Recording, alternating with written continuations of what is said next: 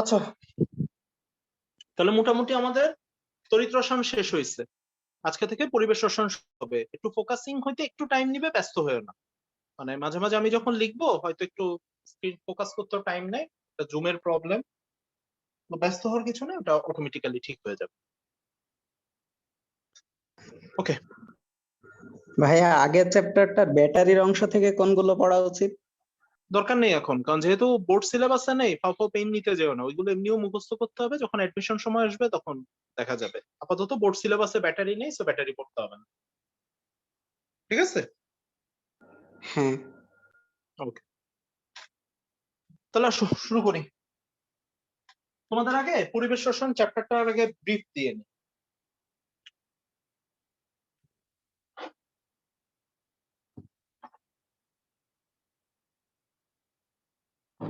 শোনো, পরিবেশ রসায়ন চ্যাপ্টারটা অ্যাকচুয়ালি বইয়ের অনেকগুলা চ্যাপ্টার জোড়াতালি মার্কা দিয়ে একটা চ্যাপ্টার বানানো হয়েছে।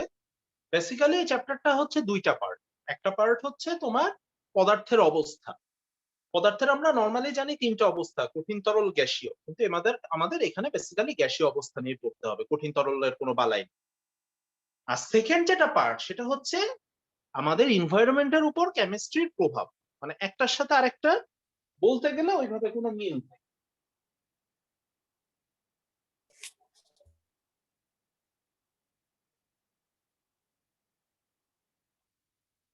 ঠিক আছে? তো সিলেবাসে তোমাদের ইটা বলতে গেলে শুধু পদার্থের অবস্থাটাই আছে, যদিও আমরা মোটামুটি অলমোস্ট ফুলটাই দেখি। ঠিক আছে? সিলেবাসে যতটুকুই থাকে আমরা অলমোস্ট ফুলটাই দেখি। চ্যাপ্টারটা সহজ অনেক, করেও মজা পাবা। আর পদার্থের অবস্থা পার্টটা, বিশেষ করে গ্যাসের পার্টটা, তোমরা ফিজিক্সেও পড়ছিলা, সো অনেক কিছু নতুন থাকার কথা। ফিজিক্স ফার্স্ট পেপারের লাস্ট চ্যাপ্টারের সাথে অনেক কিছু মিলে যাবে। এই কারণে তোমাদের এখানে শুরুটা খুব একটা নতুন বলে মনে হবে না, সবকিছু পুরানো মনে হবে। ঠিক আছে? তাহলে শুরু করি।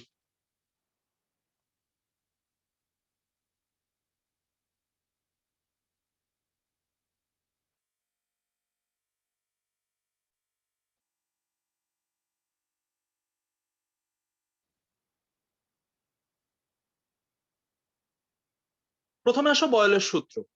আশা করি এই সূত্রটা আমরা সবাই জানি, এটা না পড়লেও অনেক সময় আমরা জানি। তো তার আগে আমি একটু বলে নিই, চ্যাপ্টারের শুরুতে তোমাদের এই আমাদের বায়ুমণ্ডলের বিভিন্ন স্তরের নাম প্লাস ঘূর্ণিঝড়, জলোচ্ছ্বাস, এই টাইপের কিছু জিনিসপত্র আছে, ওগুলো আমি আপাতত স্কিপ করলাম। আমি যখন তোমাদের কোশ্চেন লিস্টটা দিই সংজ্ঞার অনুধাবনে, তখন ওই পার্ট থেকে কি কি পড়তে হবে আমি জাস্ট বলে দিব। ওইখানে যেহেতু পড়ানোর মতো কিছু নেই, আমি আর ওইসব নিয়ে টাইম ওয়েস্ট করতেছি না, আমি সরাসরি গ্যাসের সূত্রে চলে আসতেছি। ওকে, তাহলে আসো বয়েলের সূত্র দিয়ে শুরু করা যাক। এটা শুরু করার আগে আমি তোমাদের ছোট্ট একটা ব্রিফ দিয়ে নিই। সেটা হচ্ছে, আমরা জানি পদার্থের তিনটা অবস্থা, কঠিন, তরল, গ্যাসীয়। এর বাইরে আরো দুইটা অবস্থা আছে যেটা স্বীকৃত না, একটা হচ্ছে তরল স্ফটিক আর একটা হচ্ছে প্লাজমা। ওই দুইটা স্পেশাল কন্ডিশন আমরা ধরি। তো কঠিনের যেটা নির্দিষ্ট আকারও আছে, নির্দিষ্ট আয়তনও আছে। তরলের যেটা নির্দিষ্ট আয়তন আছে বাট নির্দিষ্ট কোনো আকার নেই। আর গ্যাসীয় পদার্থের বেলায় না নির্দিষ্ট আকার আছে, না নির্দিষ্ট আয়তন আছে। এই জন্য যখন তুমি কোনো গ্যাসীয় পদার্থ নিয়ে কাজ করবা, তখন তোমাকে টোটাল 4টা প্যারামিটার মাথায় রাখতে হয়: তাপমাত্রা, চাপ, আয়তন, আর একটা এক্সট্রা আছে, এটাকে ইউ বা ই দ্বারা প্রকাশ করে, এটাকে বলি অন্তস্থ শক্তি। হ্যাঁ, মানে টোটাল 4টা প্যারামিটার: তাপমাত্রা, চাপ, আয়তন আর অন্তস্থ শক্তি। এর মধ্যে অন্তস্থ শক্তিটা অতটা ম্যান্ডেটরি না, এটা হচ্ছে আমরা তাপগতিবিদ্যা যখন পড়ি তখন লাগে। তাহলে বেসিক্যালি তিনটা দেখো, তাপমাত্রা, চাপ আর আয়তন। তো বিভিন্ন বিজ্ঞানী এই তিনটা জিনিসকে নিয়ে ঘুরায় ফিরায় বিভিন্ন সূত্র প্রদান করছে। ঠিক আছে? এই বয়েলের সূত্রে দেখবা যে আমরা চাপ আর আয়তনের মধ্যে সম্পর্ক দেখবো, একটু পরে চার্লসের সূত্র পড়বো, সেখানে আমরা আয়তন আর তাপমাত্রার মধ্যে সম্পর্ক দেখবো। অর্থাৎ এই তিনটা জিনিসকে নিয়ে বিভিন্ন বিজ্ঞানী ঘুরাই ফিরাই যে সূত্রগুলো দিছে, ওই সূত্রগুলো আমাদের এখানে দেখা লাগবে। মোটামুটি ম্যাথমেটিক্যাল। সো এই চ্যাপ্টারটা নিয়ে তোমাদের তেমন কোনো ঝামেলা হবে না। নর্মালি এই চ্যাপ্টারটা দিয়ে আমরা কেমিস্ট্রি, ইন্টারে কেমিস্ট্রি পড়ানো শুরু করতাম চিরকালে, কিন্তু তোমাদের নতুন সিলেবাসে এসে এটা সেকেন্ড পেপারে দিয়ে দিচ্ছে, এটা একটু ঝামেলা। ওকে, শুরু করা যাক।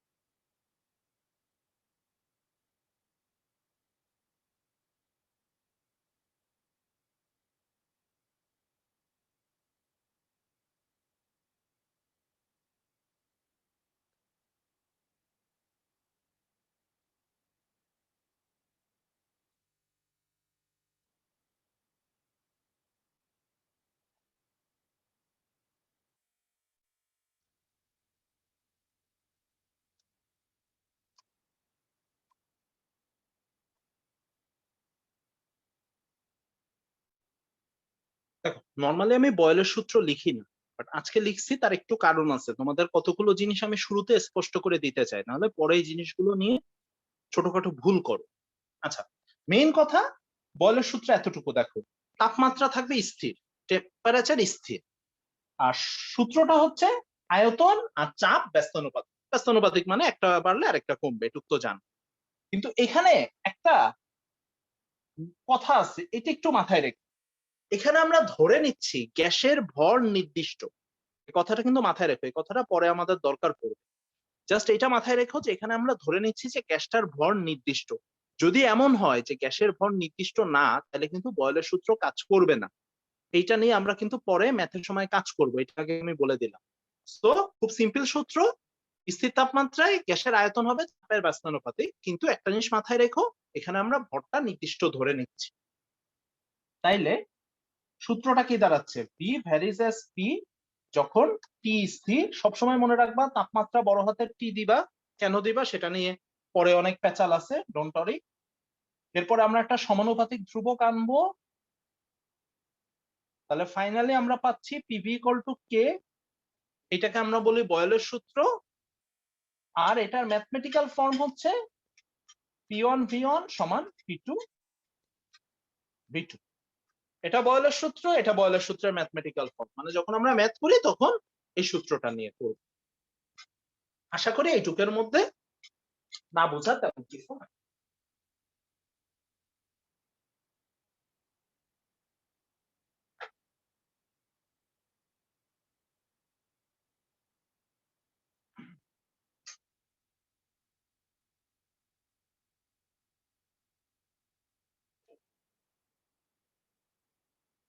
সোহান আসো?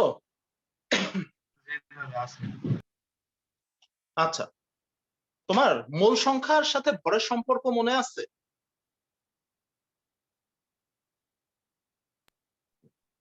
কোন একটা কেউ একজন একটু বলো তো, ভর থেকে কেমনে মোল সংখ্যা পাই? দাদা W/M দিলেই তো মূল সংখ্যা। W/M ইকুয়াল টু মোল সংখ্যা, মানে ভর বাই আণবিক ভর। তাহলে আমি এখানে বলতেছি নির্দিষ্ট ভর, আর যেহেতু এটা একটা গ্যাস, তার মানে এর আণবিক ভর তো নির্দিষ্ট হবে। তাহলে আমি এটা নির্দিষ্ট ভর না বলে নির্দিষ্ট মোল সংখ্যা বলতে পারি। অথবা আমি এটা বলতে পারি যে যেমন এখানে তাপমাত্রাও যেমন স্থির, মোল সংখ্যাও তেমন স্থির।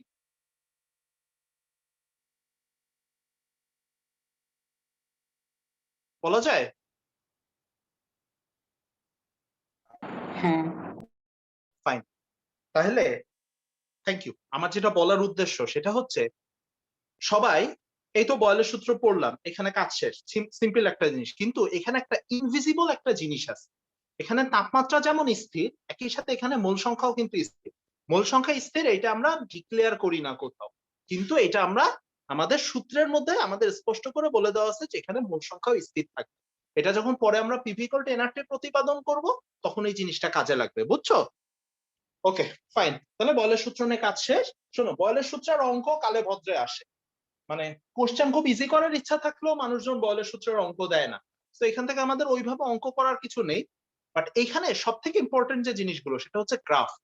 মানে এইখান থেকে তোমাদের গ্রাফ সব থেকে জরুরি ভাবে, গ্রাফ আর একক আগেই বলে দিচ্ছি। এই চ্যাপ্টারে যদি তোমাদের কিছু জ্বালায়, তাহলে গ্রাফ জ্বালাবে আর একক গুলো জ্বালাবে। সো গ্রাফ আর একক গুলো খুব ভালো মতো শিখতে হবে। অন্য কিছু শেখো বা না শেখো আমার কিচ্ছু আসে যায় না, কিন্তু গ্রাফ আর এককের উপর ফুল ফোকাসটা দিই।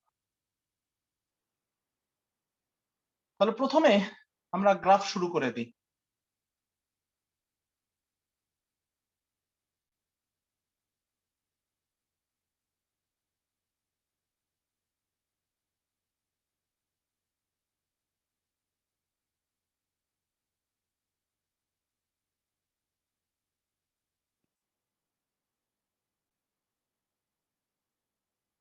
ওপেন ফর অল, প্রথম গ্রাফটা এটা শেপ কেমন হবে কেউ বলতে পারো?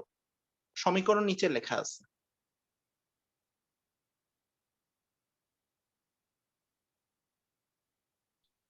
হাইপারবোলা হবে। Very good, thank you. আচ্ছা, আমি আস্তে আস্তে যাই, আমাদের কোনো তাড়াহুড়ো নেই, হাতে বহু টাইম আছে। যেটুকু দেখবা খুব কেয়ারফুলি দেখবা, বুঝছো? কারণ বেসিকটা এখন ডেভেলপ না করলে পরে যে ঝামেলা হয়, মানে পরে এই ছোটখাটো জিনিসগুলো আর ওইভাবে শেখার মতো টাইম দেওয়া যায় না। এই যে গ্রাফটা আঁকছি, এটা খুব সিম্পল একটা গ্রাফ। দেখো পিভি ইকুয়াল টু কে। তোমাদের যাদের গ্রাফ আঁকতে খুব প্রবলেম হয়, ঠিক আছে, যাদের মানে এই গ্রাফ জিনিসটা নিয়ে একটু সমস্যা, অ্যালার্জি আছে, তাদের জন্য আমার সহজ সাজেশন, যে কোনো গ্রাফ আঁকার রুল কি জানো? ওয়াই আর এক্স অক্ষ বরাবর যারা বসছে তাদের জায়গায় তুমি মনে মনে এক্স ওয়াই বসাবা, মনে মনেও বসাইতে পারো, লিখেও বসাইতে পারো। যেমন দেখো পি এর ওয়াই অক্ষ বরাবর বসছে পি, তাহলে পি এর জায়গায় তুমি মনে মনে ওয়াই লেখো। এক্স অক্ষ বরাবর বসছে ভি, তাহলে ভি এর জায়গায় তুমি মনে মনে এক্স লেখো। তাহলে ইকুয়েশনটা কি পাচ্ছ? এক্স ওয়াই ইকুয়াল টু কি। এখন কোশ্চেন হচ্ছে এক্স ওয়াই ইকুয়াল টু কি, এটা শেপ তুমি জানো কি? এটা শেপ তোমাদের সচরাচর জানার কথা না। এটা তুমি যদি এমনি নর্মালি আঁকো তাহলে এরকম একটা অধিবৃত্ত পাবা। আই মিন এই শেপটাকে অধিবৃত্তাকার শেপ বলে, মানে এরকম একটা বক্ররেখা পাবা। এইটাকে ম্যাথমেটিক্যালি কি বলা হয় জানো? এই শেপটার নাম হচ্ছে আয়তাকার অধিবৃত্ত। ইংরেজিটা হচ্ছে রেক্ট্যাঙ্গুলার হাইপ্যারাবোলা। এটা ইংরেজিটা হচ্ছে রেক্ট্যাঙ্গুলার হাইপ্যারাবোলা, বাংলায় হচ্ছে এটাকে আয়তাকার অধিবৃত্ত বলি। ঠিক আছে, এখন আমার ইস্যু সেইটা না, ইস্যু হচ্ছে এই দেখো এই গ্রাফের লাস্টে আমি টি লিখছি, ঠিক আছে। এরকম কোনো বক্ররেখা বা কোনো সরলরেখার পাশে যখন এইভাবে একটা প্যারামিটার লেখা হয়, তখন বুঝে নিবা এই জিনিসটা হচ্ছে কনস্ট্যান্ট বোঝাচ্ছে। যে কোনো গ্রাফে এই বক্ররেখা সরলরেখার পাশে যখন এই ধরনের একটা টার্ম লিখে দেওয়া হয়, সবসময় বুঝবা এটা একটা কনস্ট্যান্ট বোঝাচ্ছে। তার মানে এইখানে টি হচ্ছে আমার একটা কনস্ট্যান্ট, বা টি হচ্ছে আমার একটা ধ্রুবক। এটা তো আমরা আগেই জানি, বয়লের সূত্রে টি ধ্রুব থাকে। পরের কোশ্চেনটা একটু কেয়ারফুলি অ্যান্সার করবা, ঠিক আছে। মনে করো দুইজন আলাদা আলাদা স্টুডেন্ট, বা সোজা বাংলায় দুইজন আলাদা আলাদা ব্যক্তি বয়লের সূত্র নিয়ে পরীক্ষা করতেছে। একজন T1 তাপমাত্রায় P বনাম V গ্রাফ আঁকলো, মানে আমার তো একটা তাপমাত্রা ধ্রুব থাকবে, তো ধ্রুব তাপমাত্রা কত সেটা আমি জানি না, যে কোনো একটা তাপমাত্রা আমি ধ্রুব তাপমাত্রায় পরীক্ষা করলাম। তো একজন T1 তাপমাত্রায় P বনাম V গ্রাফ আঁকলো, আরেকজন T2 তাপমাত্রায় সেম গ্রাফ আঁকলো। এখন দেখো দুইটা গ্রাফের শেপ একই, জাস্ট একটা আরেকটা সমান্তরাল হয়ে গেছে। আমার কোশ্চেন হচ্ছে কমন সেন্স থেকে বলো তো এই T2 আর T1 এর মধ্যে কোন তাপমাত্রাটা বড়? Very good. T1 এই Right? T2 T2 বড়। সরি স্যার সরি T2 সমস্যা নেই, ঠিক আছে। এখন শোনো, আলটিমেট আমি যেটা বলতে চাচ্ছি সেটা হচ্ছে তাপমাত্রা যত বাড়বে, ঠিক আছে, এই গ্রাফগুলোর শেপ একই থাকবে, খালি সমান্তরালে এটা উপরের দিকে উঠতে থাকবে। ঠিক আছে, এরপরে যতই তাপমাত্রা বাড়াও এই গ্রাফের শেপ একই থাকবে, গ্রাফগুলো খালি উপরের দিকে উঠতে থাকবে। এই এই হচ্ছে আমাদের কনসার্ন। তাহলে মোটামুটি আমাদের একটা গ্রাফ হয়ে গেল, এটা পি বনাম ভি গ্রাফ। কেউ যদি উল্টায় ভি এখানে পি এখানে দিতে চাও কোনো প্রবলেম নেই, সমীকরণ একই থাকবে, গ্রাফের শেপও একই থাকবে, ওতে কিছু আসে যায় না। তো ছোট্ট একটা জিনিস ভুলে গেছি, যে কোনো গ্রাফ পড়ার নিয়ম হচ্ছে আগে ওয়াই অক্ষের নাম পড়তে হয়, তারপর এক্স অক্ষের নাম পড়তে হয়। এটা যদি আমরা বাংলায় পড়ি তাহলে বাংলায় আমরা এরকম পড়ি পি বনাম ভি অথবা পি ভার্সেস ভি, ইংলিশে এইভাবে পড়া হয়। অর্থাৎ সবসময় ওয়াই অক্ষের নাম আগে, এক্স অক্ষের নাম পরে, এইভাবে গ্রাফগুলো পড়া হয়। ঠিক আছে, next open for all. Second graph, এটা শেপ কেমন হবে? মূলবিন্দুগামী। Very good.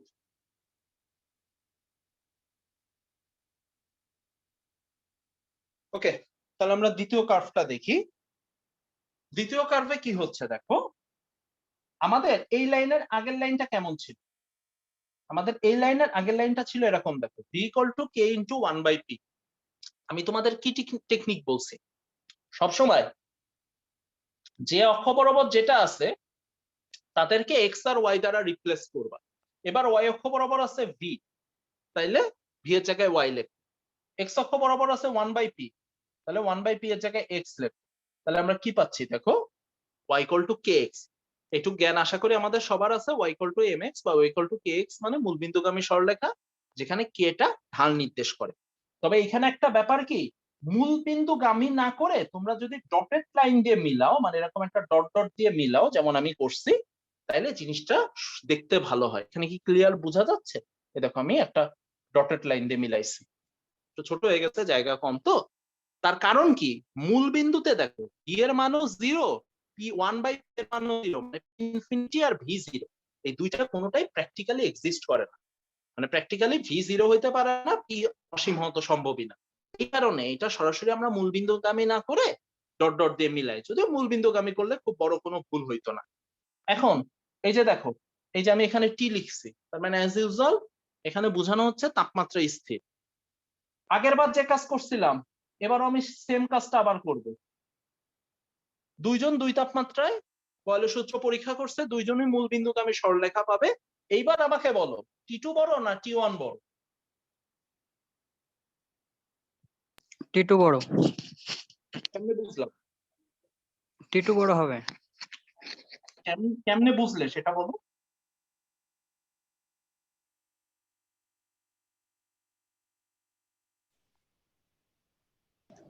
আয়তন বেশি হচ্ছে সমান চাপে। তাই তো, এটা একটা ভালো বুদ্ধি, ঠিকই বলছো। টি2 বড় এটা বোঝার একটা ওয়ে কি, আমরা জানি ভি আর টি সমানুপাতিক, মানে সরলরেখাটা যত ভি এর দিকে যাবে তত টি এর মান বাড়তে থাকা উচিত, মানে বাড়তে থাকা উচিত না, টি এর মান আলটিমেট বাড়বে কারণ ভি বাড়তেছে। আর তোমরা মানে যেহেতু ভি আর টি সমানুপাতিক, তার মানে সরলরেখা যত ভি এর কাছাকাছি হবে টি তত বাড়বে, সেই অনুযায়ী আমরা বলতে পারি টি2 বড়। এখন ম্যাথমেটিক্যালি কিভাবে বোঝা যায় সেটা একটু দেখি। যদি আমরা একেবারে পিওর ম্যাথমেটিক্স দিয়ে চিন্তা করি, খেয়াল করো এই কেটা, যেটা কে তো অ্যাকচুয়ালি তোমার ধ্রুবকটা হচ্ছে, কে তো ধ্রুবক, ধ্রুবক মানে কি তাপমাত্রাও ধ্রুবক, তার মানে কেটাকে আমরা মনে মনে টি চিন্তা করতে পারি, ঠিক আছে? এই কেটা দেখো, এই কেটাকে আমরা মনে মনে টি চিন্তা করতে পারি, কারণ তাপমাত্রাও ধ্রুবক, কেও ধ্রুবক, তার মানে আলটিমেট এই কেটাকে আমরা মনে মনে তাপমাত্রা চিন্তা করতে পারি। এখন দেখো এই কেটা বেসিক্যালি কি, কেটা বেসিক্যালি এই গ্রাফের ঢাল। এটুকু তো আমরা সবাই জানি যে y=mx এ m সবসময় এই সরলরেখার ঢাল নির্দেশ করে, তাহলে কেটা কি এই গ্রাফের ঢাল। এখন দেখ ঢাল কখন বড় হয়, এইটা মনে করো θ1 আর এইটা মনে করো θ2, তাহলে কি থেটা যত বড় হচ্ছে, ঢাল মানে কি tan θ, এটুকু আমরা সবাই জানি না, k = ঢাল আর ঢাল মানে হচ্ছে tan θ। তাহলে খেয়াল করো থেটা আমার যত বড় হচ্ছে টি এর মান, ঢালের মানও তত বড় হচ্ছে, টি এর মানও তত বড় হচ্ছে।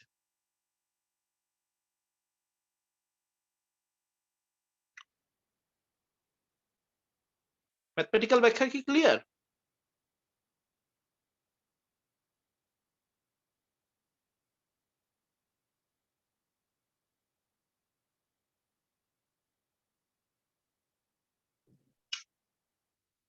আরো ডিটেলস ব্যাখ্যায় যাওয়া যায়, অত আমি যাচ্ছি না।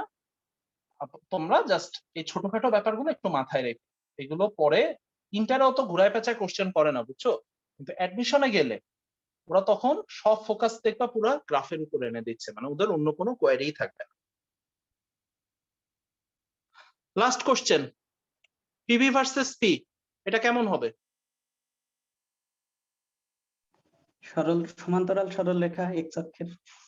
ভেরি গুড, এক্স অক্ষের সমান্তরাল সরলরেখা। আমারটা একটু ব্যাখ্যা হয়ে গেছে, মাইন্ড করো। ওকে, এখান থেকে আরো গ্রাফ বানানো যায়, ওইগুলো তোমরা বানাবা, আমি মোটামুটি তোমাদের একটা বেসিক ধারণা দিলাম। আচ্ছা লাস্ট ওয়ান, পিভি ভার্সেস কি, সরি পিভি = কে, তাহলে y অক্ষ বরাবর পিভি, তাহলে পিভি এর জায়গায় y চিন্তা করো, তাহলে দেখো আমরা কি পাচ্ছি, y = কে, y = কে মানে x অক্ষের সমান্তরাল। এখানে আর সেম ব্যাখ্যা গেলাম না এটা। তাহলে মোটামুটি আমি তোমাদের ফার্স্টে যে কথাটা বলি, বয়লের সূত্র থেকে তোমাদের সবথেকে বেশি আসবে গ্রাফ, ঠিক আছে? এখান থেকে কোনো কিছু আসুক না আসুক, এখান থেকে সবথেকে বেশি তোমাদের এই গ্রাফ গুলো ফেস করতে হবে। এখন লাস্ট একটা জিনিস একটু মাথায় রেখো, এই যে তিনটা গ্রাফ আঁকছি বা বয়লের সূত্র থেকে আমরা যে গ্রাফই আঁকি না কেন, সবগুলো গ্রাফকে আমরা বলি হচ্ছে আইসোথার্ম।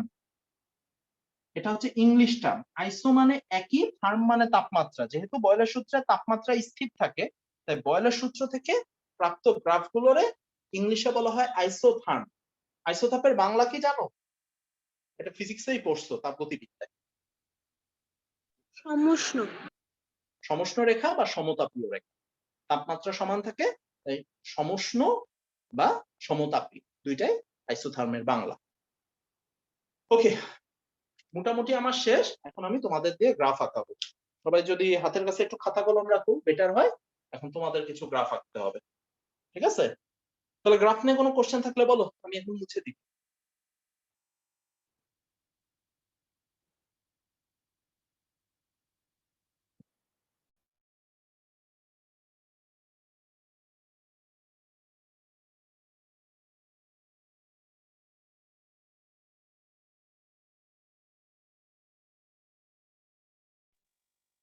ওকে, তাহলে আমি মুছে দিচ্ছি। হ্যাঁ,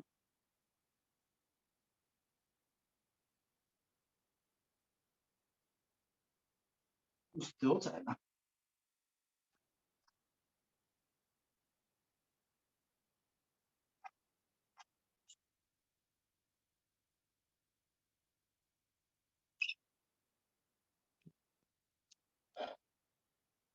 তোমরা এটা ট্রাই করো।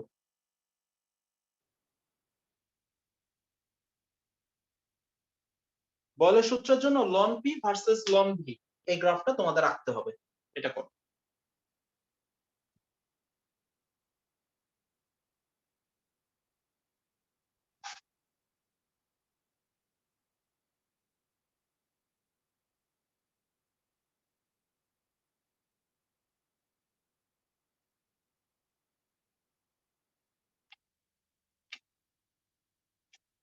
তোমরা জাস্ট শেপটা আমাকে বলবা, মানে গ্রাফটা ড্র করা হলে দুইটা জিনিস আমাকে বলবা। এক, গ্রাফটার শেপ কেমন, মানে সরলরেখা না বক্ররেখা, সরলরেখা হলে কেমন সরলরেখা, আর ঢালের মান। এই দুইটা জিনিস বললে আমি বুঝে নিব ঠিক আছে।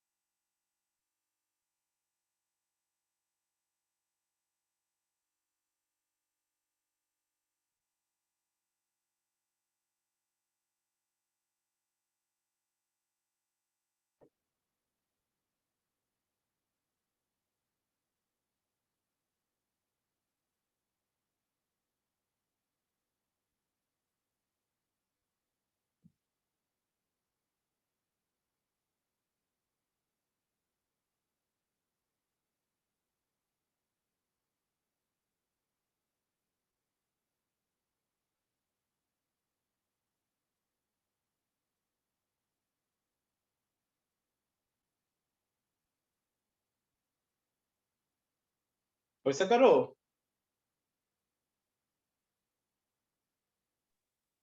স্যার মূল বিন্দুগামী হবে? না, হবে না। ঢাল -1। আর সরলরেখা, সরলরেখা তাই তো? হ্যাঁ, সরলরেখা কিন্তু ঋণাত্মক দিকে। ওই তো, মানে ঋণাত্মক ঢাল বিশিষ্ট সরলরেখা। ভেরি গুড, ঠিক আছে। তাহলে সবাই আরেকবার একটু মিলানো ট্রাই করো তো। ও যেটা বললো সেটা হবে। ঋণাত্মক ঢাল বিশিষ্ট সরলরেখা, ঢালের মান -1।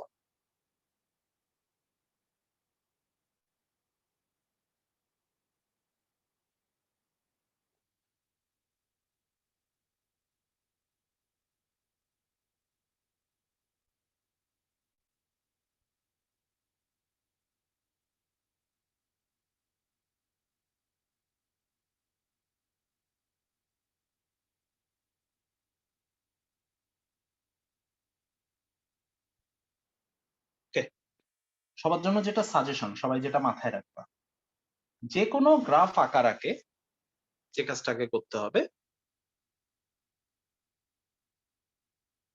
আগে এই এক্স আর ওয়াই কে যে কোনো মূল্যে আলাদা করে নিবা। যেমন এখানে বলছে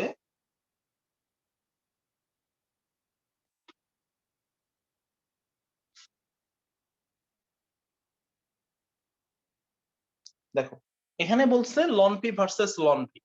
আমাদের মাদার সমীকরণ কি? আমাদের মাদার সমীকরণ হচ্ছে পিভি ইকুয়াল টু কে।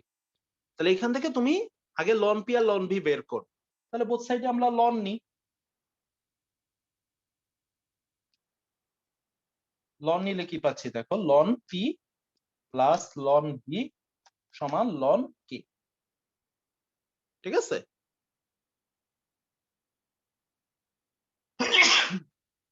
এরপর যে কাজটা করবা, ওয়াই কে সবসময় ফ্রি রাখবা।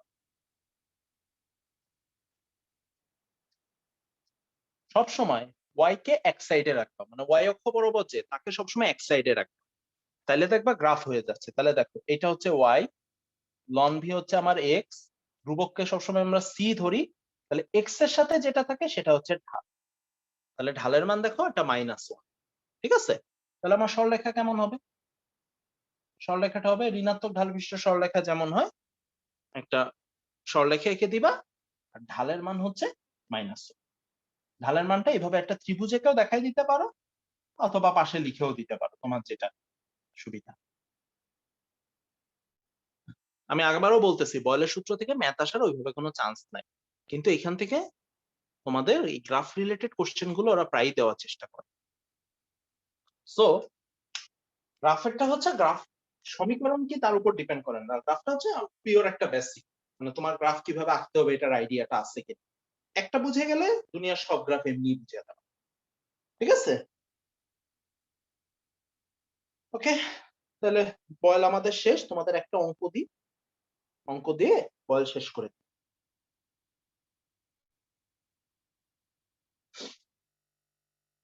গ্রাফ নিয়ে কারো কোনো কোশ্চেন আছে? নাই, তাই তো?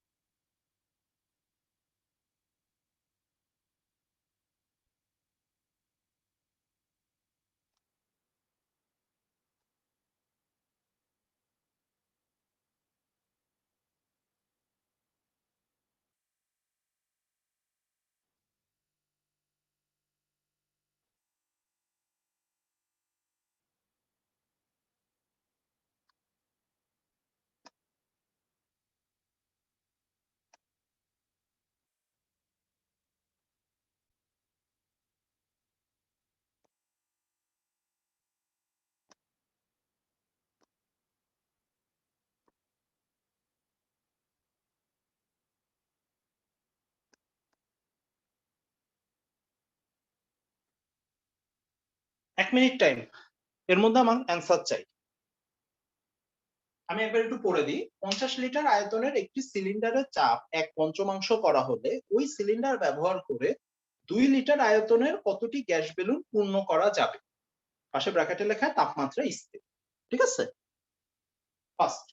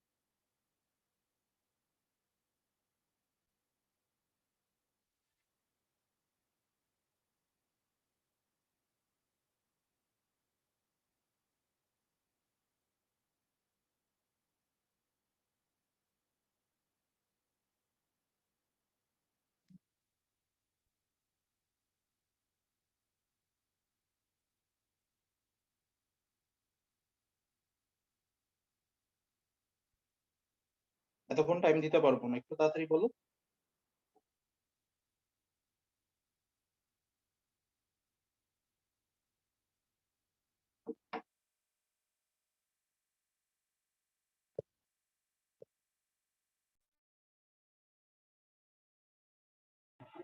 স্যার অ্যান্সার কি 125 লিটার?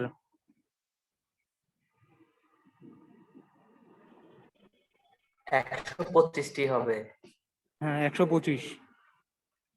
আবার ট্রাই করো, 125 হয় নাই। স্যার 100। এবার ঠিক আছে। ওকে, আমি বলে দিচ্ছি। সেটা হচ্ছে, সবাই এই জিনিসটা একটু খেয়াল রাখবো। হ্যাঁ, 100 কেন হবে এটা আমি বলি। তাহলে টি যেহেতু স্থির, সবাই ডেফিনেটলি বুঝতে পারছো এটা বয়েলের সূত্র। তাহলে দেখো P1 V1 সমান P2 V2। এখন আমাদের দেওয়া আছে কি, V1 দেওয়া আছে 50 সিলিন্ডারের আয়তন, P1 সমান P ধরো, তাহলে P2 দাঁড়াচ্ছে P/5। তাহলে এই মানগুলো যখন তুমি এখানে বসাচ্ছ তখন V2 ইকুয়াল টু পাচ্ছ 250 লিটার। এই পর্যন্ত আমার ধারণা কারো করতে কোনো সমস্যা হয় না। এই পর্যন্ত আমার ধারণা সবাই ঠিক আছে। ঝামেলাটা হচ্ছে কি জানো, তুমি প্র্যাকটিক্যালি চিন্তা করো, এই হচ্ছে তোমার একটা সিলিন্ডার, ঠিক আছে? এর মাথায় গ্যাস বেলুন আছে, ওকে? তো তোমার, আমরা খেয়াল করো, এই সিলিন্ডারটার আয়তন হচ্ছে 50 লিটার। এই সিলিন্ডারটার আয়তন হচ্ছে 50 লিটার, ঠিক আছে? তো তুমি এই সিলিন্ডারটা ব্যবহার করে সিলিন্ডারটা চাপ কমাচ্ছ, গ্যাস বের হয়ে যাচ্ছে, সেটাতে গ্যাস বেলুন পূর্ণ করতেছে। কিন্তু সিলিন্ডারের আয়তন যে 50, এই সিলিন্ডারের আয়তন তো আজীবন 50ই থাকবে, তাই না? তো এখন দেখো, তোমার টোটাল আয়তন বেড়ে 250 হয়েছে। কথা হচ্ছে এই 250-এর মধ্যে সিলিন্ডারের আয়তন যে 50 লিটার, এই 50 লিটার ব্যবহার করে কখনো তুমি গ্যাস বেলুন পূর্ণ করতে পারবা না। মানে টোটাল 250 লিটার দিয়ে তুমি যদি গ্যাস বেলুন পূর্ণ করো, তার মানে কি দাঁড়াচ্ছে, এই সিলিন্ডারটা আয়তন শূন্য হয়ে যাচ্ছে। কিন্তু আমাদের গ্যাসের প্র্যাকটিক্যাল কনসেপ্ট কি বলে, যে গ্যাস যে পাত্রে রাখা হয় সেই পাত্রের আয়তন দখল করে। তার মানে এই সিলিন্ডারটা আমার পুরোপুরি আয়তন শূন্য হবে, এটা তো প্র্যাকটিক্যাল কনসেপ্টে পসিবল। অর্থাৎ এই সিলিন্ডার থেকে গ্যাস যতই বের করে নাও, মানে তুমি এখান থেকে যত গ্যাসের অণু বের করে নাও না কেন, এর আয়তন আজীবন 50 লিটারই থাকবে, যতক্ষণ এর ভিতরে কোনো না কোনো গ্যাসের অণু আছে। দ্যাটস ওয়াই এই বিশেষ করে বেলুন পূর্ণ করার অঙ্কগুলোতে এটা সবসময় খেয়াল রাখবা যে কখনো সিলিন্ডারের সবসময়, মানে সিলিন্ডারের আয়তনটা বা পাত্রের আয়তনটা বাদ দিয়ে নিতে হবে। তাহলে বেলুন পূর্ণ করা যাবে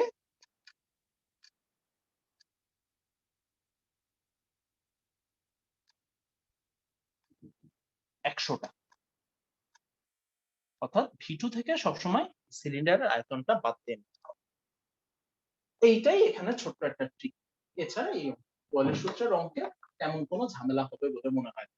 এখানে ঝামেলা করার মতো আদৌ কোনো অঙ্ক আছে বলে আমার জানা নেই। আমি যেটা বলতে চাইছি সেটাকে ক্লিয়ারলি বুঝতে পারছো?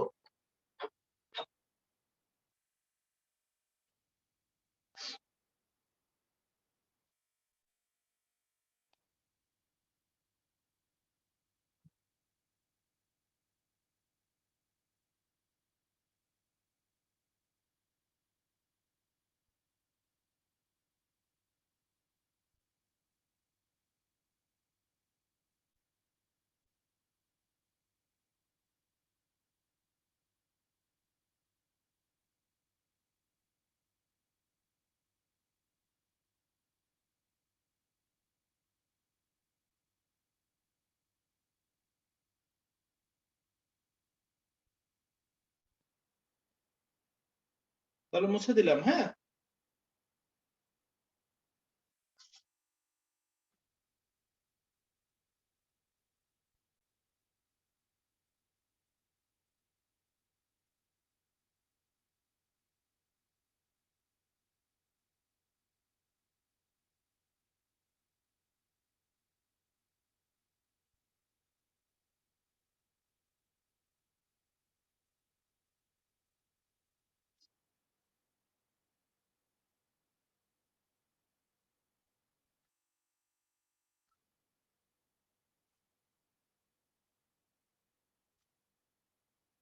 এবার আসো চার্লসের সূত্র।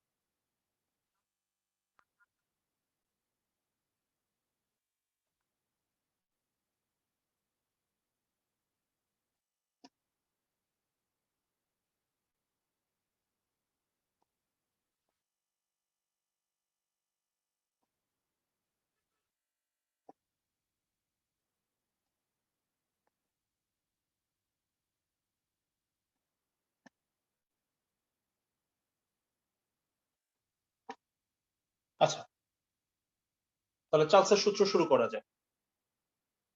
তোমাদের আগে একটু বলে নিই, তোমাদের এই সূত্রের বিবৃতিগুলো সচরাচর মুখস্থ করতে হয় না, ঠিক আছে? সূত্রের বিবৃতি সৃজনশীলে কতে দেওয়ার নিয়ম নেই।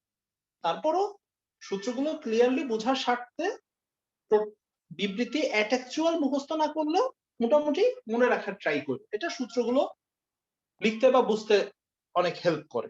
তো আসি, আগের বার ছিল তাপমাত্রা স্থির, এবার হচ্ছে চাপ স্থির। স্থির চাপে 0°C এখানে তাপমাত্রার হবে, সরি, আচ্ছা থাক, মুখেই বলি, তোমরা পরে কারেকশন করে নিও। স্থির চাপে উপরে তেমন জায়গা নেই। স্থির চাপে 0°C তাপমাত্রার কোনো নির্দিষ্ট ভরের, আমি এবার লিখতে ভুলে গেছিলাম, সবসময় মাথায় রাখবে এখানে ভর নির্দিষ্ট। কোন নির্দিষ্ট ভরের গ্যাসের আয়তন প্রতি ডিগ্রি তাপমাত্রা বৃদ্ধি বা হ্রাসে উহার 0°C তাপমাত্রার আয়তনের 1/273 ভাগ বৃদ্ধি বা হ্রাস পাবে। সূত্রটা বড় হইলো, এটাকে যখন ম্যাথমেটিক্যালি ফর্ম করে দিব তখন দেখবা অত ঝামেলার কিছু না। ফার্স্টে আমরা একটা কিছু ধরে নিই, যে ধরি 0°C তাপমাত্রায় কোন গ্যাসের আয়তন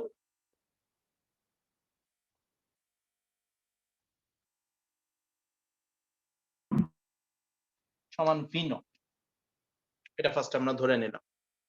আর T°C তাপমাত্রায় কোন গ্যাসের আয়তন সমান, ধরো আমরা V ধরি, ঠিক আছে? 0-তে V0, T°তে V। তাহলে সূত্র অনুযায়ী কি দাঁড়াচ্ছে দেখো, আমরা এবার বলছো, আমরা যদি ওই গ্যাসের তাপমাত্রা 1 ডিগ্রি বাড়াই, তাহলে তার 0°C তাপমাত্রার আয়তনে, তাহলে এটার জায়গায় তুমি মনে মনে V0 চিন্তা করো, এটা মানে এখন হয়ে গেছে V0। তাহলে আমরা তার তাপমাত্রা যদি 1 ডিগ্রি বাড়াই তাহলে তার আয়তন হবে V0 এর এত গুণ। তাপমাত্রা যদি 2 ডিগ্রি বাড়ায় তাহলে তার আয়তন বাড়বে V0 এর 2V0 এর এত গুণ। 3 ডিগ্রি বাড়ালে 3V0 এর এত গুণ। তাহলে আমরা তাপমাত্রা কত ডিগ্রি বাড়াচ্ছি দেখো, T ডিগ্রি বাড়াচ্ছি, তাহলে আয়তন কত বাড়বে? TV0 এর 273 ভাগ, ঠিক আছে? এটা 273 লিখছে, একটু ছোট হয়ে গেছে। তাহলে V0 টা যদি আমরা কমন নিই তাহলে আমরা পাচ্ছি 1/1 প্লাস T/273। এটা হচ্ছে T°C তাপমাত্রায় V এর মান, বা এটাকে চার্লসের সূত্র বলে। কন্ডিশন হচ্ছে V স্থির থাকে।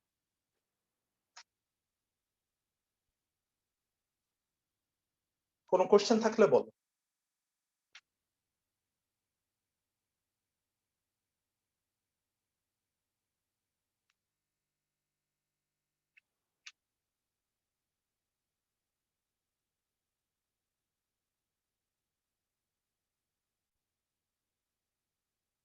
না, এটাই তো। তাহলে ফাইনালি আমরা কি পাইলাম দেখুন, ফাইনালি আমরা পাচ্ছি V = V0 * 1 + T/273। মাথায় রেখো এখানে টি কিন্তু ডিগ্রি সেলসিয়াসে তাপমাত্রা নির্দেশ করতেছে, এটা ফার্স্টে একটু মাথায় রেখো। তাহলে সূত্রটা মুছে দিই।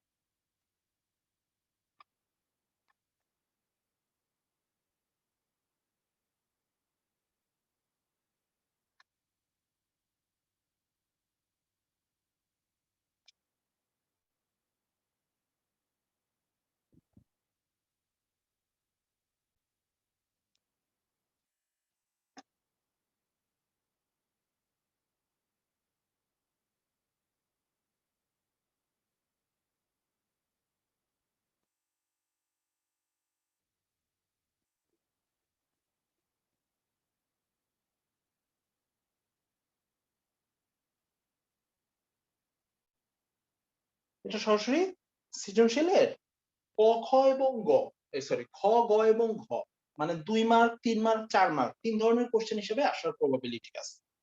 ঠিক আছে, মানে এটা একটা অনুধাবন কোশ্চেনও ধরতে পারো অথবা একটা সৃজনশীলের পার্টও ধরতে পারো, অ্যান্সার একই থাকে। তো কোশ্চেনটা দেখি, চার্লসের সূত্র থেকে কিভাবে পরম তাপমাত্রা স্কেলে ধারণা পাওয়া যায়। আচ্ছা, এই কোশ্চেনটা যদি আসে, তাহলে যদি অনুধাবনে আসে, তাইলে তোমার চার্লসের সূত্রটা বিবৃত না করলেও চলবে, বাট অন্য যে কোনো ক্ষেত্রে মানে গতে বা ঘতে আসলে অবশ্যই তোমার চার্লসের সূত্র বিবৃত করতে হবে। কথা হচ্ছে অনুধাবনে আসলে তুমি চার্লসের সূত্রটা বিবৃত করতে পারো, মানে শুরুতে চার্লসের সূত্র লিখে নিতে পারো। ওকে, তাইলে খেয়াল করো, তাহলে শুরুতে হচ্ছে আমার চার্লসের সূত্র লেখা হবে, তারপরে এখান থেকে শুরু, অর্থাৎ চার্লসের সূত্র লিখে এতটুক লেখার পর তারপরে হচ্ছে বাকিটা শুরু করব। ঠিক আছে, মানে এতটুক পর্যন্ত, অর্থাৎ চার্লসের সূত্র থেকে এতটুক পর্যন্ত ফার্স্টে কিন্তু আমাকে এটার অ্যান্সারে লিখে নিতে হবে, এটা আমি আগে বললাম, মাথায় রেখো। দেন এরপরে যদি T equal to -273 degree Celsius হয়, তাহলে V equal to 0। খেয়াল করো, T এর মান যদি আমরা -273 ডিগ্রি সেলসিয়াস হয়, তাহলে V কে 0। দ্যাটস ওয়াই এই তাপমাত্রাটাকে আমরা বলতেছি হচ্ছে পরম শূন্য তাপমাত্রা। দ্যাটস ওয়াই এই তাপমাত্রাটাকে আমরা বলতেছি পরম শূন্য তাপমাত্রা। ওকে, বাকিটা আমি মুখে বলি, কেয়ারফুলি শুনো। কোশ্চেনটা হচ্ছে চার্লসের সূত্র থেকে কিভাবে পরম তাপমাত্রা স্কেলে ধারণা পাওয়া যায়। নাম্বার 1 নাম্বার পয়েন্ট হচ্ছে আমরা চার্লসের সূত্র বিবৃত করব। নাম্বার 2, এই প্যারাটা দিয়ে চার্লসের সূত্রের গাণিতিক রূপ ব্যাখ্যা করব। নাম্বার 3, পরম শূন্য তাপমাত্রার ধারণা কিভাবে আসলো সেটা ক্লিয়ার করব। তাহলে পরম শূন্য তাপমাত্রা হচ্ছে কখন, যখন ভি হচ্ছে 0, টি এর মান -273। তাহলে এখান থেকে দেখো আমরা পরম শূন্য তাপমাত্রা একটা সংজ্ঞা দিতে পারি। সংজ্ঞাটা কি, যে তাপমাত্রায় কোনো গ্যাসের আয়তন তাত্ত্বিকভাবে শূন্য হয়, এই তাত্ত্বিকভাবে কথাটা কিন্তু উল্লেখ করব।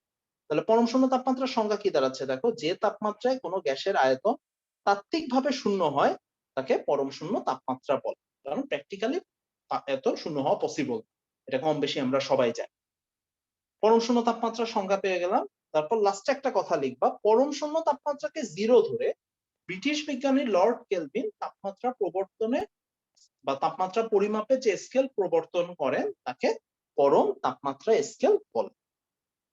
পরম শূন্য তাপমাত্রাকে 0 ধরে ব্রিটিশ বিজ্ঞানী লর্ড কেলভিন তাপমাত্রা পরিমাপে যে স্কেল প্রবর্তন করেন তাকে পরম তাপমাত্রা বলে। ব্যাস, হয়ে গেল চার্লসের সূত্র থেকে পরম তাপমাত্রা স্কেলের ধারণা। তার মানে এরপরে আমাদের আর জাস্ট দুইটা প্যারা লিখতে হবে, একটা হচ্ছে পরম শূন্য তাপমাত্রার সংজ্ঞা আর একটা হচ্ছে পরম তাপমাত্রা স্কেলের সংজ্ঞা। দুইটা সংজ্ঞা লিখলে এই কোশ্চেনের অ্যান্সার শেষ। তাহলে কোশ্চেনটা অ্যান্সার কিভাবে দিবা, এটা কি সবার কাছে একটু ক্লিয়ার হয়েছে?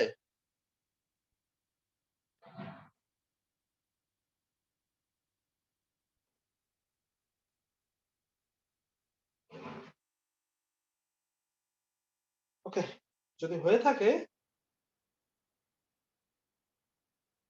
তাহলে আসো এখন আবার আমরা সেই গ্রাফে ফিরে যাই। তোমাদের তো আগেই বলছি, এখান থেকে তোমাদের গ্রাফ ছাড়া অন্য কিছু নিয়ে মাথা ঘামানোর দরকার নেই।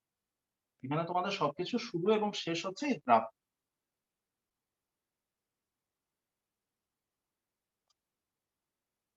বোর্ডটা তো ভালো ক্লিয়ার হয় না, কিছু করার নেই।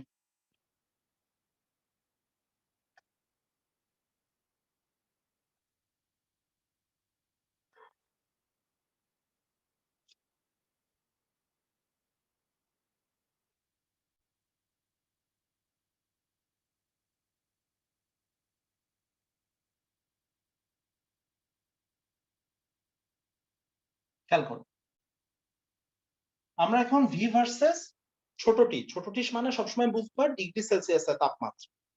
তাহলে আমাদের সমীকরণটা কি ছিল? দেখো সমীকরণটা ছিল এরকম, V equal to V not plus 1 plus into 1 plus T by 273। এটাকে যদি আমরা একটু সাইজ করি তাহলে দেখো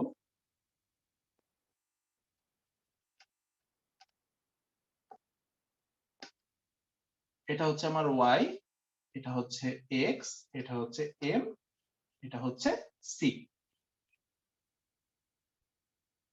তাহলে একটা আমরা সরলরেখা পাবো যার ঢাল হচ্ছে ধনাত্মক,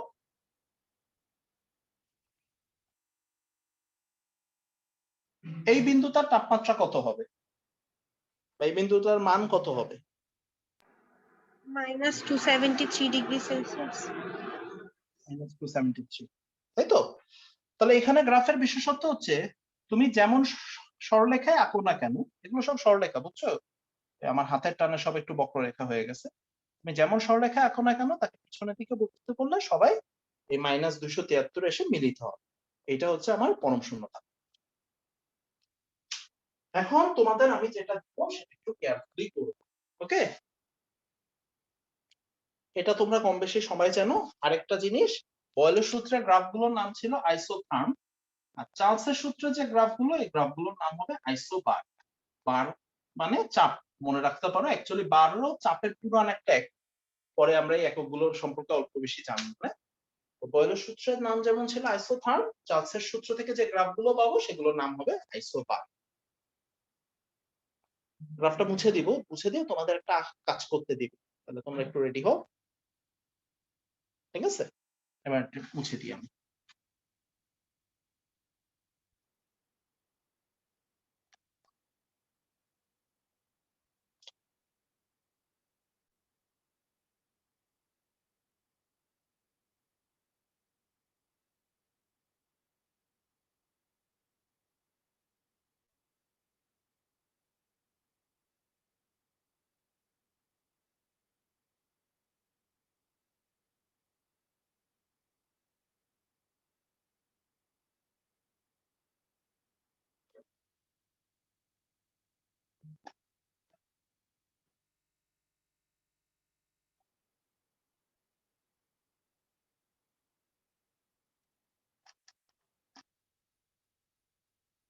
ওয়াই এর মানটা বের করতে হবে, হ্যাঁ? আর কোনো ডাটা দেওয়া নেই। এই বিন্দুটার স্থানাঙ্ক হচ্ছে 273 ওয়াই। 273 হচ্ছে ভুজ, কোটি হচ্ছে ওয়াই। এই ওয়াই এর মানটা তোমাদের বের করতে হবে। আর যেটা বলা আছে সেটা হচ্ছে এই সরলরেখাটা এক্স অক্ষের সাথে 60 ডিগ্রি কোণ তৈরি করে। তাহলে ফার্স্ট আমাকে একটু ওয়াই এর মানটা বের করে দাও।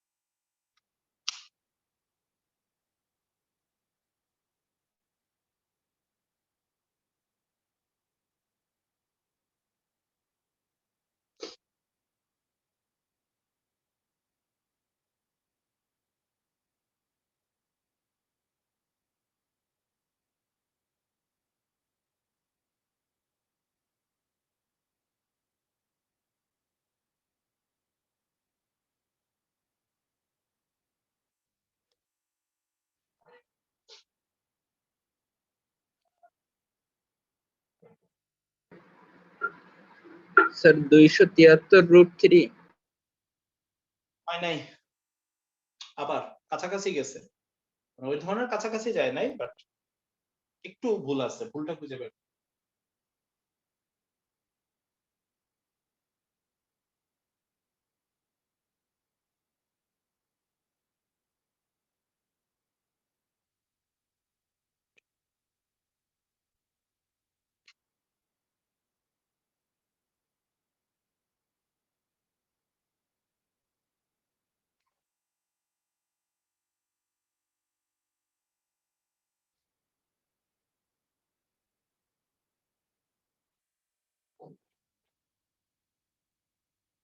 আর কেউ?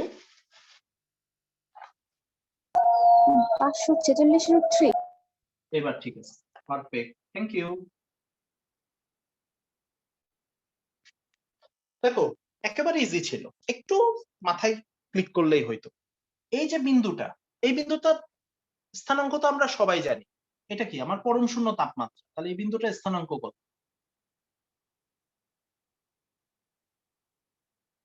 মাইনাস 273 জিরো, মানে এই বিন্দুটার কোটি জিরো, আর এই বিন্দুটার ভুজ মানে এই বিন্দুটার তাপমাত্রা মাইনাস 273, এটা আমরা সবাই জানি। এখন দেখো তো তোমরা এই সূত্রটা জানো কিনা, ঢাল সমান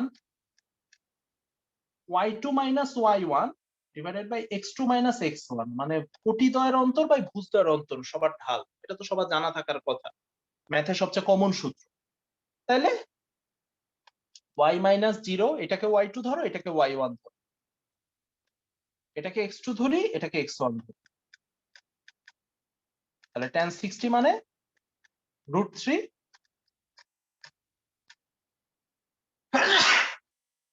তাহলে আমরা পাচ্ছি দেখো 546 √3। তোমাদের ইন্টারে খুব বেশি আসে না, খুব বেশি আসে বলে না বলে যে একেবারে আসে না তা কিন্তু না। আর এবার সিলেবাস ছোট, তো এবার কিছু ট্রিক কোশ্চেন ওরা দিবে, যেহেতু কোশ্চেন বেশি করার জায়গা নাই, এই কারণে ছোটখাটো ব্যাপারগুলো অর্থাৎ জিনিসটা করবা একটু ক্লিয়ার কনসেপ্ট রাখবে।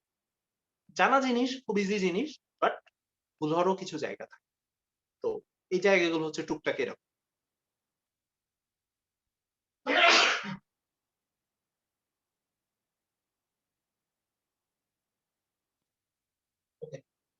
আমরা ক্লাসের প্রায় শেষের পথে, চার্লসের সূত্রটা শেষ করে আজকে আমরা ক্লোজ করব, ঠিক আছে? তো লাস্ট একটা ফিনিশিং টাচ। আচ্ছা, গ্রাফ নিয়ে কারো কোনো কোশ্চেন আছে কিনা বলো, এখনই বুঝবো সবাই ক্লিয়ারলি ধরতে পারছো কিনা। ইজি একটা জিনিস, ঠিক আছে? কেউ কেউ তো পারছোই নিশ্চিত ভাবে। তাহলে গ্রাফ নিয়ে কারো কোনো কোশ্চেন নেই, তাই তো? মুছে দিলাম।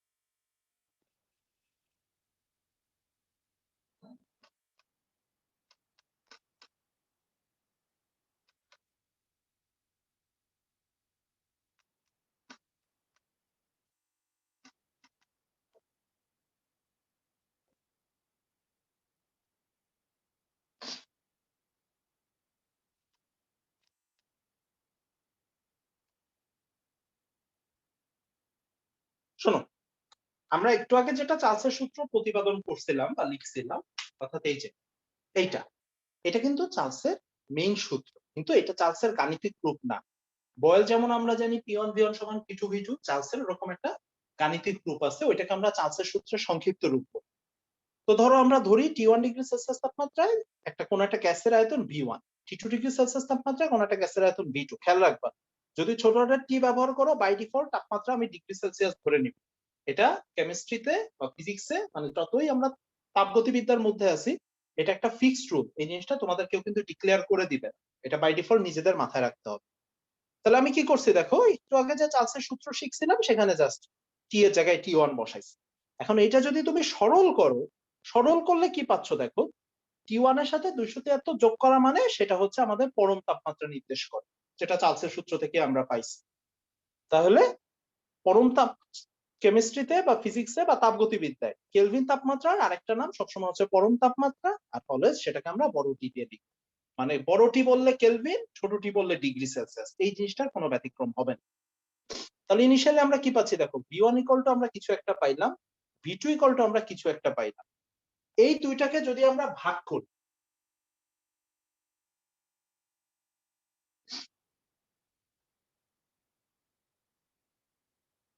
এই দুইটাকে যদি আমরা এখন ভাগ করি, তাহলে কি পাচ্ছি দেখো, V1 বাই V2 সমান T1 বাই T2।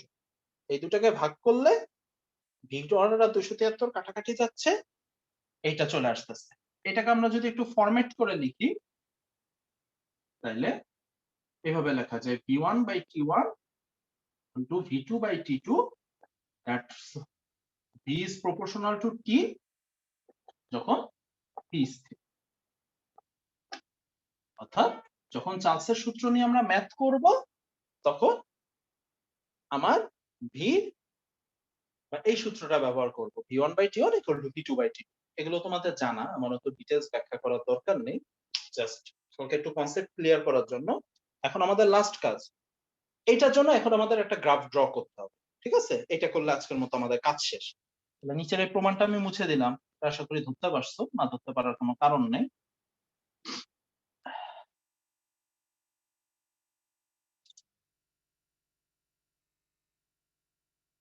এটা তোমাদের কাছে জিজ্ঞাসা করলাম না, আশা করি এখানে যারা আছো সবাই বুঝতেছো যে এটা একটা মূল বিন্দুগামী সরল রেখা হবে যেখানে চাপ স্থির, ঠিক আছে? এখন আমার কোশ্চেন অ্যাজ ইউজুয়াল আগের মতো,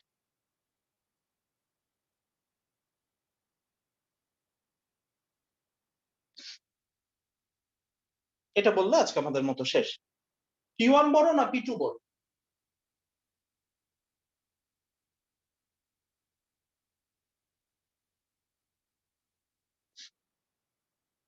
বয়লের সূত্র এরকম অনেক কিছু করছিলাম, এখন চার্লসের জন্য T1 বড়। P1 বড়। কনফার্ম সবাই? ঠিক আছে, P1 বড় হবে। কেন বড় হবে আমি বলি। P আর V হচ্ছে ব্যস্তানুপাতিক সম্পর্ক, একটু আগে আমরা দেখছি। সো P যত V এর কাছাকাছি যাবে তত P কমতে থাকবে, এটা হচ্ছে শর্টকাটে মনে রাখার নিয়ম। P V এর কাছাকাছি যাচ্ছে তার মানে P এর ভ্যালু কমতে থাকবে। এবার আসো ম্যাথমেটিক্যালি যদি তোমরা চিন্তা করো, আমাদের মাদার সমীকরণটা কি ছিল দেখো, মাদার সমীকরণ হচ্ছে এইটা, এই P V আর T এই তিনটাকে যদি আমরা একসাথে করি তাহলে এটাকে আমরা বলি সমন্বয়ের সূত্র। তো যখন আমরা ম্যাথ করব তখন আমাদের মাদার সমীকরণ হচ্ছে এইটা, PV ইকুয়াল টু KT, ঠিক আছে? বা PV by T equal to কি। এখান থেকে একটা জিনিস দেখো, এই যে K মানে এই ধ্রুবকটা, এই ধ্রুবক আর T হচ্ছে সমানুপাত, আর এই ধ্রুবক আর P এরা দেখো ব্যস্তানুপাত, ঠিক আছে? মানে T আর K এর মধ্যে সম্পর্ক হচ্ছে সমানুপাতিক সম্পর্ক, আর P আর K এর মধ্যে সমানুপাতিক সম্পর্ক হচ্ছে ব্যস্তানুপাতিক সম্পর্ক। সো এই Kটাই সবসময় হচ্ছে এখানে ঢাল, তার মানে এবার হচ্ছে ঢাল, আগের বার ঢাল আর T ছিল সমানুপাত, আর এবার ঢাল আর P হয়ে গেছে ব্যস্তানুপাত। তো ঢাল যত বড় হচ্ছে, সেটা যত বড় হচ্ছে, ঢালও তত বড় হচ্ছে, P এর মান তত কমতেছে। এটা হচ্ছে ম্যাথমেটিক্যাল ব্যাখ্যা।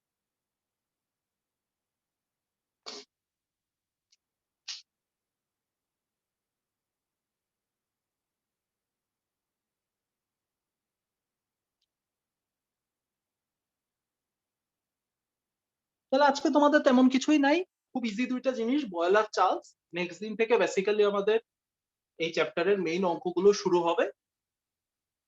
তবে আগেও বলছি, আবারও বলতেছি, এই চ্যাপ্টারে তোমাদের দুইটা জিনিস খালি শিখতে হবে, এটা হোল কেমিস্ট্রিতে কাজে লাগবে। একটা হচ্ছে একক আর একটা হচ্ছে গ্রাফ।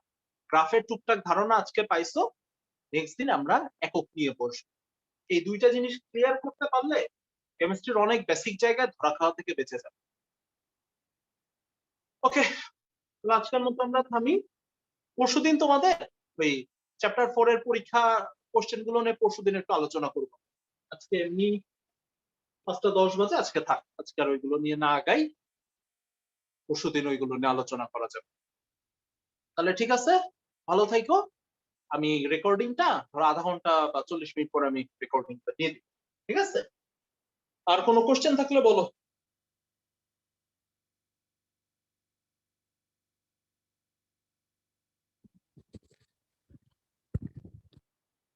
নাই, তাই তো?